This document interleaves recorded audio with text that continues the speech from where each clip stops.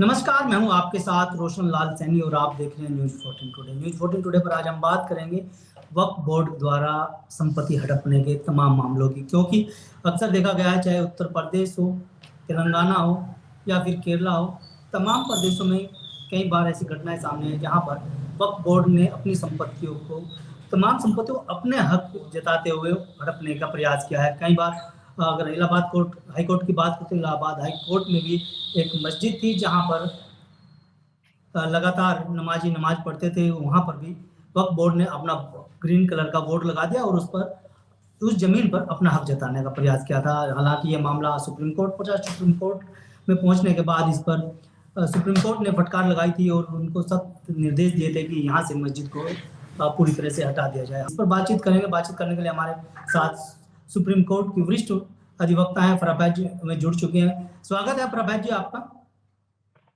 नमस्कार रोशन भाई, आप बहुत बहुत धन्यवाद मुझे इनवाइट करने के लिए इस इम्पोर्टेंट टॉपिक पर। जी, अक्सर आपने देखा है कि वक्फ बोर्ड का अब उत्तर प्रदेश में जो गठन किया जा रहा है, तो वक्फ बोर्ड के को अब मान्यता दी जा रही है, सरकारी उसको अमलीजामा पहनाया जाएगा। लेकिन इससे पहले तमाम चीजें आती रही हैं कि वक्फ बोर्ड ने हमेशा कई ऐसी संपत्तियां थी जिन पर अपना हक जताने का प्रयास किया है। क्या कहना चाहेंगे आप? देखिए, ये हमारे देश का बहुत बड़ा दुर्भाग्य है कि आजाद होने के बाद भी ये देश जो है वो रिलीजन के ढर्रे पर चल रहा है। तो सबसे पहली बात ये है कि यहाँ पर जितने भी कानून हैं वो सारे के सारे रिलीजन बेस्ड नहीं होने चाहिए। एक वक्त था कि यहाँ पर जो थी मुगलों का राज रहा, मुसलमान जो शासक थे वो रहे, उन्होंने अपने हिसाब से लॉ बनाए और वो आज भी कंटिन्यू किसी ना किसी फॉर्म में हो रहे हैं। तो ये हम वोट बैंक पॉलिटिक्स के शिकार होकर के ये सब चीजें जो है इस देश में चल रही हैं और जी उसी की वजह है कि आज वक्फ बोर्ड, ये कहा जाता है कि इस देश में अगर तीसरे नंबर पर लैंड के मामले में माना जाए तो रेलवे के बाद में और आर्मी के बाद में वक्फ बोर्ड का नंबर आता है। वक्फ के पास में बहुत ज्यादा संपत्ति है। तो मेरा सवाल ये है कि अगर वक्फ के पास में इतनी ज्यादा संपत्ति है, लगभग जो आंकड़ा है वो 10,000 एकड़ का है, 10,000 एकड़ की जगह वक्फ के पास में है, उसके बावजूद भी आज अगर प्रधानमंत्री आवास योजना की बात होती है, काशीराम आवास योजना की बात हुई या गरीबों को घर बंटने की बात होती है, तो उसमें सबसे ज्यादा तादाद जो है बेघरों की वो मुसलमानों की होती है। तो ऐसा क्यों है? तो ये सवाल खड़ा होता है कि जब वक्त की इतनी लैंड है तो आज भी मुसलमान वीरान और परेशान क्यों हैं? तो इससे तो अच्छा है कि इसमें अमेंडमेंट किया जाए, जो पुराना बोगस एक्ट है उसको रिफ्रेम किया जाए और जो इसका ऑब्जेक्ट है वक्फ बोर्ड बनाने का, संपत्तियों को वक्फ करने का जो ऑब्जेक्ट है, उस ऑब्जेक्ट को जो है रिवाइव किया जाए और उस पर काम किया जाए। इसका जो ऑब्जेक्ट था वो गरीबों की मदद करना और शिक्षण संस्थाओं को बढ़ावा देना और जो लड़कियां हैं, जो लड़के हैं, जो युवा पीढ़ी है, उनमें स्किल डेवलपमेंट ट्रेनिंग्स का करना, रोजगार मुहैया कराना, उन सब के लिए जगह को प्रोवाइड कराना था। तो ये वाली चीज तो कहीं देखने को नहीं मिलती। आजकल अगर आपको मामले सुनने को मिलेंगे तो सिर्फ इतना कि वो वक्फ की जमीन थी, उसने कब्जा कर लिया, वहां पर ये हो गया, वहां पर वो हो गया, यही झगड़े सामने आते हैं आपके। अक्सर तो देखा ये सब जाता है खत्म। कि जी जी, जो ज्यादातर ये वक्फ सब। बोर्ड की जो है जी, जी। आर्मी और रेलवे की जमीनों को तो हड़प ही रहा है, लेकिन कहीं ना कहीं जो महिलाओं की संपत्ति होती है उस पर ज्यादातर अपना हक जताता है वक्फ बोर्ड। ऐसे भी हाँ, मामले सामने हाँ, आते हैं मुझे। हाँ, बिल्कुल। और इसमें जो आप ये देखिए कि जो इसमें अगर आपको कोई कंप्लेन करनी है तो भी आप वक्फ बोर्ड को ही करेंगे। आप वक्फ बोर्ड की ही कंप्लेन कर रहे हैं, वक्फ बोर्ड ही उसी को सुनेगा, फिर ये ट्रिब्यूनल में जाएगा, उसके बाद वो हाई कोर्ट में जाएगा। तो ये वाला जो प्रोसेस है कि अपनी कंप्लेन हम खुद ही सुन रहे हैं, तो ये प्रोसेस में अमेंडमेंट होना चाहिए। और जैसे पहले ये था कि वक्फ जो है वो हो जाएगी अगर लैंड, तो उसमें जो है विमेन्स का कोई दखल नहीं होता।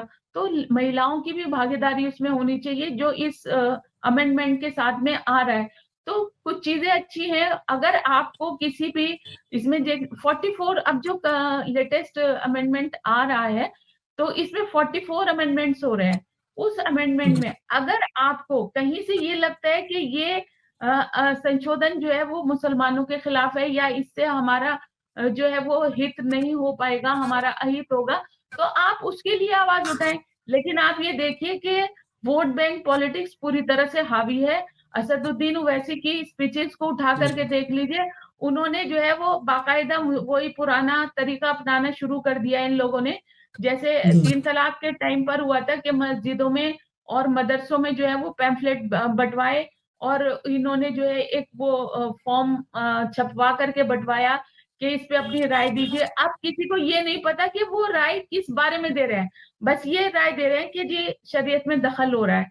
तो इसी तरह से आप ये गुमराह कर रहे हैं पब्लिक को, मुसलमानों को गुमराह कर रहे हैं, और मस्जिदों के बाहर खड़े होकर के उनके मोबाइल से जो है ये मैसेजेस भिजवा रहे हैं। तो आप ये बताइए कि इस तरह से भेजे गए मैसेजेस में आम पब्लिक की क्या राय शुमारी हुई? कोई राय शुमारी नहीं हुई है। तो आपके जी बिल्कुल। अधीन होकर के आपके रास्ते पे चल रहे हैं, आप जबरदस्ती उनसे राय शुमारी करवा रहे हैं। अगर राय शुमारी आपको वाकई में लेनी है और पब्लिक का व्यू आपको पहुंचाना है, तो सबसे पहले जरूरी है कि आप पब्लिक को अवेयर कीजिए कि वक्फ है क्या, आपकी प्रॉपर्टीज का क्या हो सकता था, क्या हो रहा है, और इस अमेंडमेंट के बाद क्या होगा। आप इनकी लोगों की स्पीचेस सुनिए, जो तथाकथित ठेकेदार हैं मुसलमान कौम के, all India Muslim personal law board वालों की स्पीचेस सुनिए। वो सीधे सीधे कह रहे हैं कि आपकी मस्जिदें खत्म हो जाएंगी, आपकी खानगाहें का खत्म हो जाएंगी, आपके जो है वो ये जो मकबरे हैं वो टूट जाएंगे, मदारिस खत्म हो जाएंगे, बाबरी मस्जिद तो चली गई हाथ से, अब देखिए कितनी मस्जिदें और खत्म हो जाएंगी। आप इनसे ये पूछिए कि जो अमेंडमेंट आ रहा है, क्या उसका इफेक्ट पुरानी चीजों पर होगा या आगे आने वाले टाइम में उसका इफेक्ट होगा। जब ये अमेंडमेंट सिर्फ और सिर्फ जो है प्रोस्पेक्टिव है और ये रिट्रोस्पेक्टिव नहीं है, यानी इसके जो इफेक्ट्स होंगे वो सिर्फ आने वाले जो झगड़े हैं, आने वाले जो मसले हैं उस पर ही लागू होंगे, पिछलों पर नहीं होंगे। तो फिर ये कैसे पुरानी मस्जिदों को और पुरानी खानगाहों को जो है वो प्रॉब्लम क्रिएट करेगा। लेकिन जी इस चीज से लोगों को लेना देना नहीं है, इनका काम सिर्फ और सिर्फ मुसलमान कौम को गुमराह कर देना है, और उसके चलते जो है वो अपनी वोट बैंक पॉलिटिक्स को चमकाना है। अभी महाराष्ट्र में क्योंकि इलेक्शन है बहुत करीब में, तो जी इन लोगों के हाथ में जो है ये एक गोट लग गई है, और इसके बिहाफ पे वो मुसलमान कौम को जो है वो ये भड़काना शुरू करेंगे, और ये कहेंगे कि जी मुसलमान जो है हिंदुस्तान में खतरे में आ गया है। खतरे में जहां आ रहा है वहां तो आप बोलते ही नहीं। आपको कतई ये ख्याल नहीं है कि जो तलाक पीड़िताएं हैं, जो डेस्टिट्यूट महिलाएं हैं, जो बच्चे हैं अनाथ, उन जिनके पास रहने को घर नहीं है, तो उनके लिए क्या होना चाहिए, उनके लिए शेल्टर होम्स बनने चाहिए, और वक्फ की जमीन जो है वो एजुकेशनल इंस्टीट्यूट के काम आनी चाहिए। वहां तो कभी आप नहीं बोलते, अपनी जबान नहीं खोलते। आप कभी ये नहीं कहते कि इतने बड़े बड़े लोगों ने, माफिया जिन्हें वो बाकायदा माफियाज हैं जिन्होंने वक्त की जमीनों पे कब्जा किया हुआ है, वो उनके लिए कभी जबान नहीं खोलेंगे। आपको अगर संघर्ष करना है, स्ट्रगल करना है, अपनी गवर्नमेंट के अगेंस्ट आपको आवाज उठानी है, तो आप कहिए, बहुत सारी जगह ऐसी है जहां पर गवर्नमेंट इंस्टीट्यूट बने हुए हैं, तो आप उनसे मांगिए ना किराया वक्त के लिए। और अगर इतना पैसा आता है, सच्चर कमेटी की रिपोर्ट देखिए, सच्चर कमेटी की रिपोर्ट में बिल्कुल क्लियरली मेंशन है कि वक्फ का जितना हिस्सा है और जितनी आमदनी वक्फ की होनी चाहिए, उसका 10वां हिस्सा भी वसूला नहीं जा रहा है। तो अगर वो रेवेन्यू इकट्ठा हो जाता है, वो पैसा इकट्ठा हो जाता है और मुसलमानों की बेहतरी के लिए यूज होता है, तो क्यों मुसलमानों की दशा जो है वो दलित से भी ज्यादा बदतर आज भी है? क्यों है? बिल्कुल। अगर हम क्योंकि बात उनकी करें वक्फ बोर्ड की, जी तो पूरे देश जी में महज 200 लोग वक्फ बोर्ड को चला रहे हैं, जो अपने जी हुक्मरानी उसमें दिख चलाते रहते हैं। और अक्सर ये भी बिल्कुल देखा गया है, जो वक्फ बोर्ड से जुड़े हुए लोग हैं, वो कहीं ना कहीं वो भी किसी भी प्रॉपर्टी को या जमीन को हड़प लेते हैं, और उसको कहीं किसी लोगों ने अपने बेटे को विदेश में पढ़ाने के नाम पर बेच दिया, किसी ने बेटी की शादी के नाम पर बेच देते हैं। ऐसा ही मामला अगर हम तेलंगाना की बात करें, तो जो ओवैसी साहब हैं, सांसद हैं, उनके भी जी कई बार प्रॉपर्टी हड़पने का मामले सामने आया, जो वक्फ बोर्ड के नाम पर। जी तो इस तरह के लोगों के लिए क्या कहना है? मेरा रोशन भाई यही तो कहना है कि ये बाकायदा माफियाज हैं और इनकी माफियागिरी में दखल हो गई है, तो इसलिए ये लोग परेशान है। ये इसलिए परेशान नहीं है कि मस्जिदें परेशान वीरान हो जाएंगी या कुछ, इतने ये कौम के ठेकेदार नहीं है या कौम की फलाह बहबूद के लिए काम नहीं करते। ये सिर्फ और सिर्फ इसलिए परेशान है कि जिस तरह से गुमराह करके आज ये अपने आप को पाल रहे थे और वक्फ की जमीनों को हड़प रहे थे, बेच रहे थे, इनको कोई पूछने वाला, कहने वाला, सुनने वाला कुछ था ही नहीं।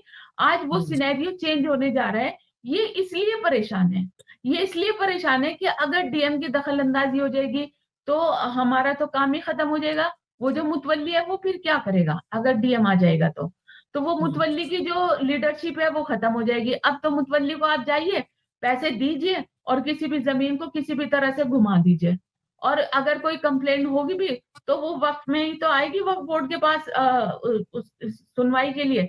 तो उसको वहां आप फिर एक सेटिंग बिठाइए, उसके बाद अगर गया कोई तो ट्रिब्यूनल चल जाएगा, हाई कोर्ट कोई जाता ही नहीं है, बहुत मुश्किल से मामले आगे चलते हैं, वो बीच में ही सेटिंग हो जाती है। अच्छा, दो तरह की वक्फ प्रॉपर्टी होती है रोशन। एक तो होती है वक्फ जो हमने कर दी है, जो जिसका जो केयर टेकर होता है, खुदावंद होता है। एक होता है वक्फ अलल औलाद।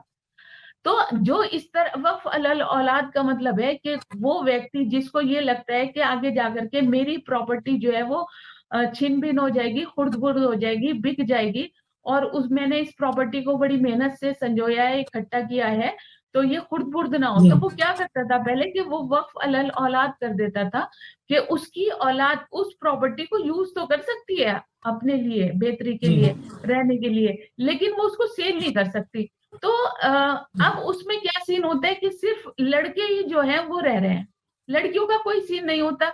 तो ये सारी लड़कियाँ, अगर मान लीजिए कोई लड़की तलाकशुदा है, तो और वो आकर के वो अपने भाई के यहाँ रहने लगती है, तो भाई का उसके सर पे एहसान कि वो भाई ने रख रखा है। अरे भाई, भाई ने नहीं रख रखा है, उसके बाप-दादा जो है उस प्रॉपर्टी को वक़्फ करके गए हैं। वक़्फ का मतलब होता है रिज़र्व कर देना। किसी भी जी पर्टिकुलर मकसद के लिए रिजर्व कर देना। तो अगर उसके बाप-दादा उस प्रॉपर्टी को रिजर्व कर गए, वक़्फ कर गए, और वो उन्होंने राइट दिया कि अपने वो उनके बेटे-बेटियाँ या उनकी जो आगे आने वाली औलाद है, पीढ़ी है, वो वहाँ रह सकती है, तो क्यों एक लड़की नहीं रह सकती? क्यों उसको ये कहा जाता है कि वो भाई के घर पे बोझ है, अब भाई के घर पे आकर के रह रही है, उसको रहने की जगह क्यों नहीं मिलती? तो ये सारी चीज़ें जो है उसमें होनी चाहिए।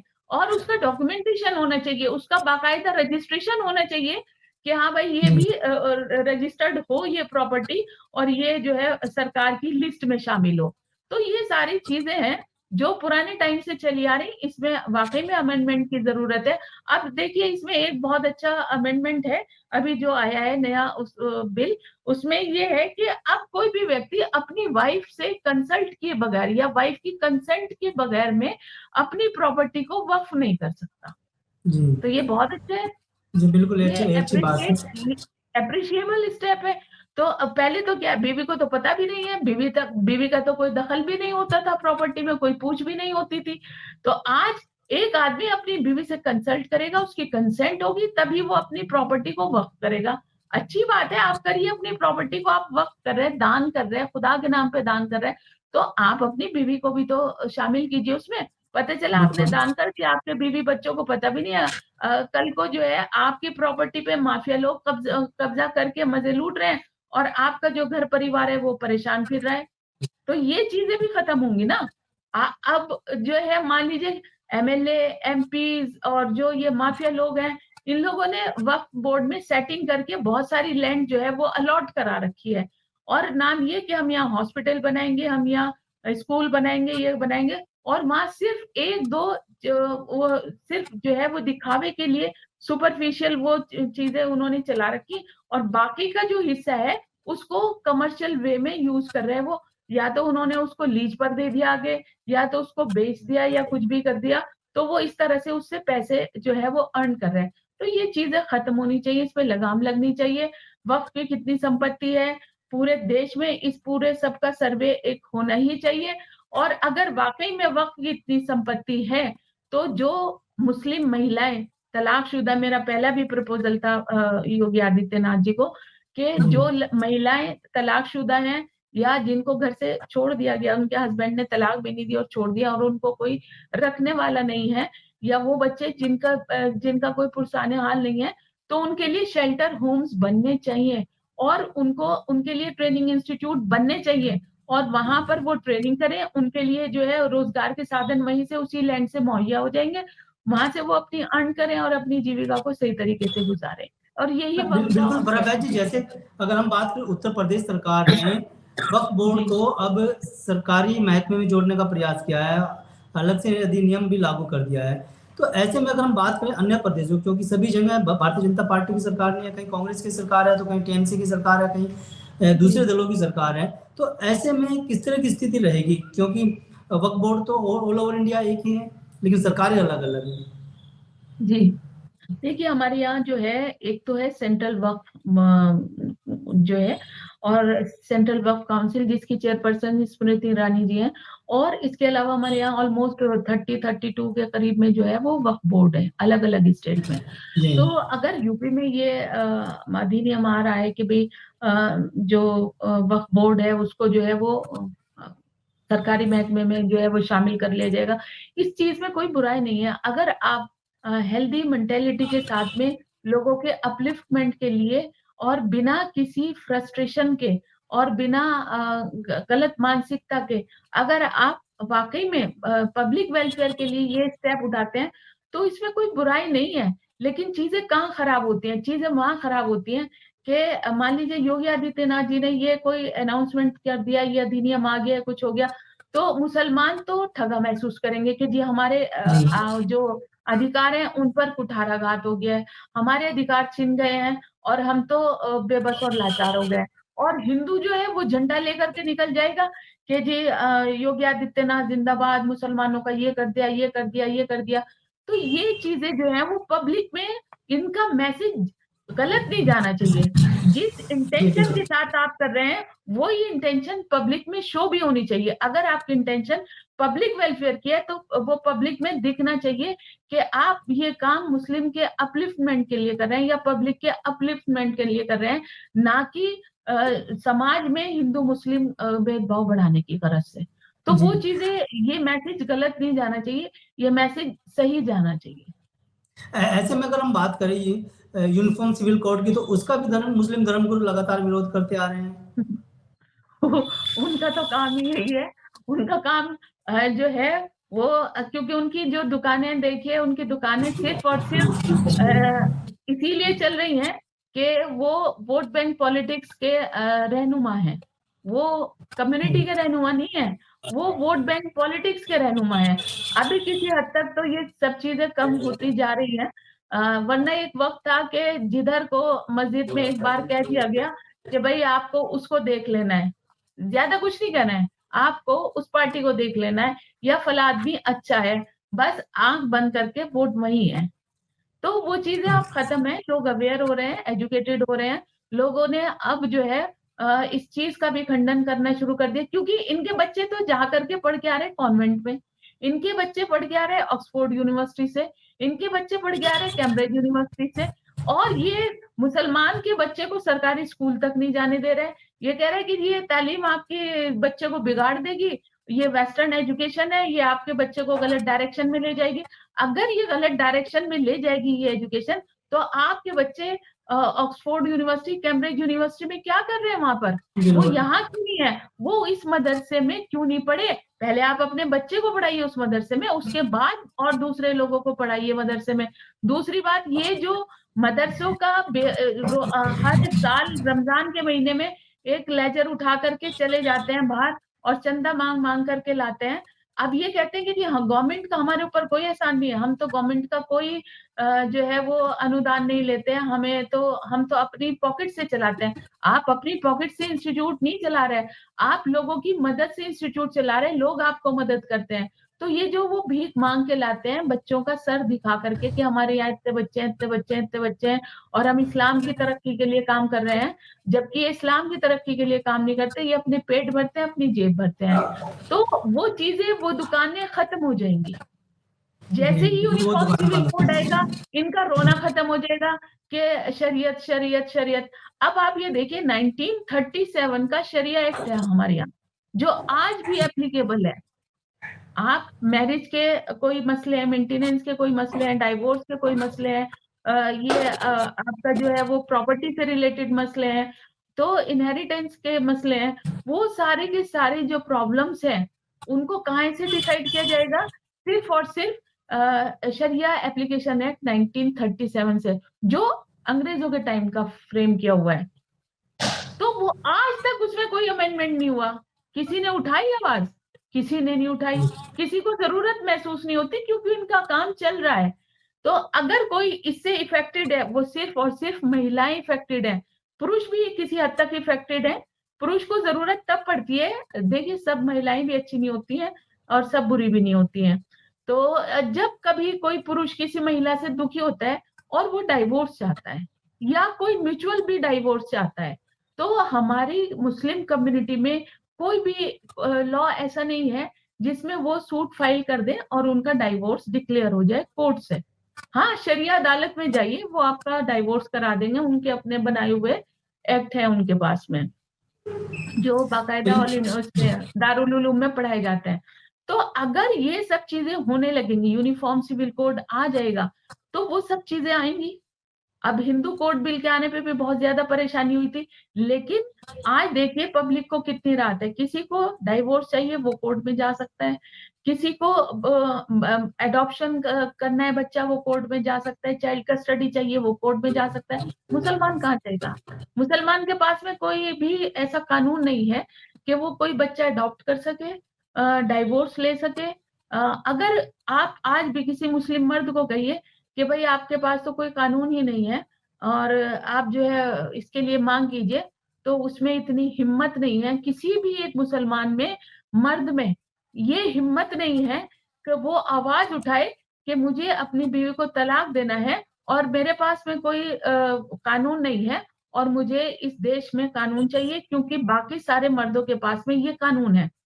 उनसे अच्छी लाख दर्जे अच्छी औरतें जिन्होंने आवाज उठाई कि इस तरह से हमें जो 3 तलाक दी जाती है एकदम से एक झटके में, वो हमारे ऊपर एप्लीकेबल नहीं है और हमें इससे जी, छुटकारा चाहिए और उसमें वो तो अगर कामयाब हम भी यहाँ हुई है। बात बात करें तो जी। तमाम जो नियम बने हैं, चाहे वो 3 तलाक कानून हो, चाहे वो आपका वक्फ बोर्ड को लेकर के अधिनियम बनना है वो हो, तो इन सब का विरोध क्यों करते हैं? आपत्ति क्या रहती है मुसलमानों को? वही मैं बता रही हूँ रोशन के, आपत्ति तो यही है कि मुसलमान नहीं विरोध करते।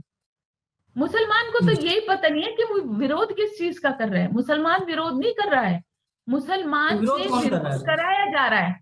मुसलमान से विरोध कराया जाता है। और कैसे कराया जाता है?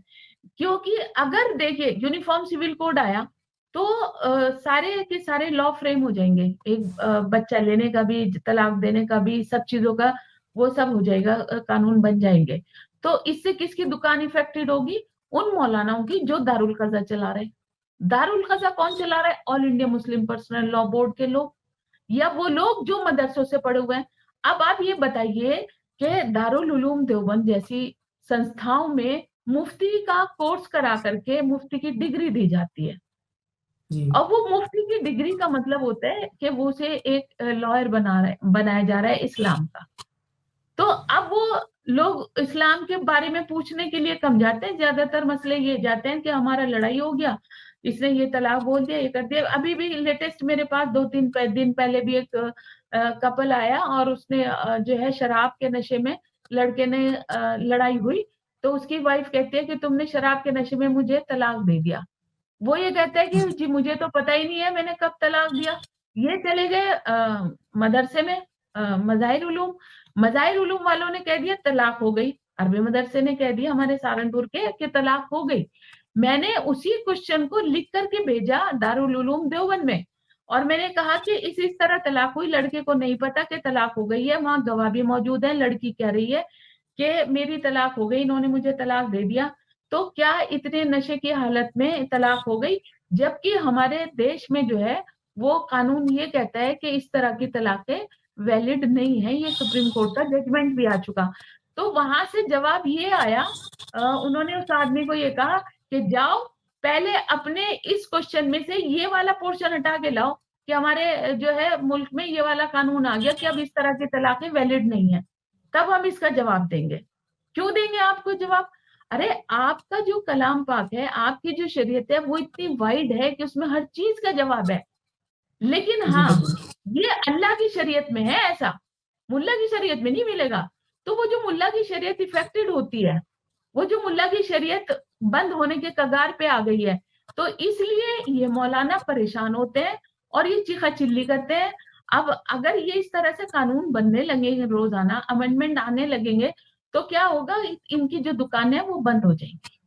और जब इस तरह इनकी जनसंख्या दुकानें बंद हो नियंत्रण जाएँगी, कानून बनेगा तो उसका भी विरोध करेंगे और कर भी रहे हैं। हाँ, हाँ, जनसंख्या नियंत्रण कानून अगर बनता है तो उसका भी विरोध करने पहले से ही तुले हुए हैं। बि बिल्कुल करेंगे, बिल्कुल करेंगे और उन्हें करना भी चाहिए। भाई उनका परिवार घट जाएगा, घर में रौनक कम होगी, तो उन्हें करना भी चाहिए। लेकिन जो एजुकेटेड मुस्लिम है, वो कभी नहीं करेगा। चलिए इनका बहुत-बहुत विरोध धन्यवाद। In thank you.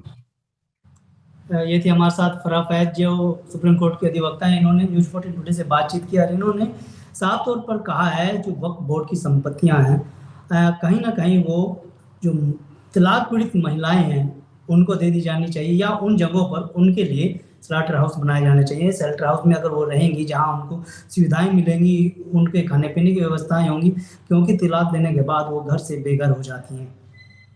तो आज के लिए इतना ही, आगे और किसी मुद्दे पर बात करेंगे। तब तक के लिए दीजिए हमें इजाजत। नमस्कार। अगर आप ये खबर फेसबुक पर देख रहे हैं तो वीडियो को लाइक करके पेज को फॉलो करें। इसके अलावा अगर आप इस खबर से यूट्यूब के जरिए जुड़े हैं तो चैनल को सब्सक्राइब करके बेल आइकन दबाना बिल्कुल ना भूलें। नमस्कार।